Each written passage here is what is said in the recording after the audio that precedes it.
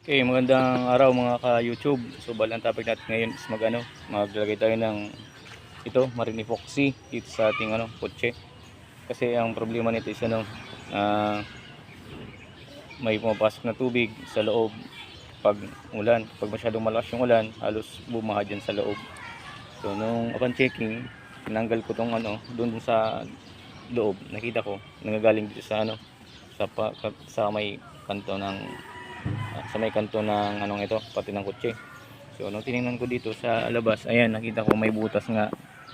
So ayan, ito butas siya. Butas yan dahil sa sobrang kalawang. Kahit dito sa kabila ganun din, butas din.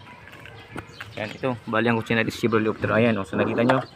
So ayan, to ay butas yan. So di kapag umulan, yung galing dito sa windshield ay na ulan pumapasok dito, tsaka dito diyan sa butas yan dumadaan yung tubig. So pumapasok sa loob. Kaya kung isipin natin parang balde-balde ng tubig ang dadaan dyan, kaya siguradong babaha talaga sa loob. So ang ginawa natin, lagyan na lang natin yung marine epoxy. So ayan, ito na-mix ko na. So bali pala bago ko yan nilagyan ng epoxy, so ang ginawa ko is nilinisan ko yan ng mabuti. Pinatuyo ko para kapit na kapit yung epoxy natin. So ayan. So pag nalagay na natin yung epoxy, tapalan natin yung part na may kalawang, sigurado goods na yan. Okay?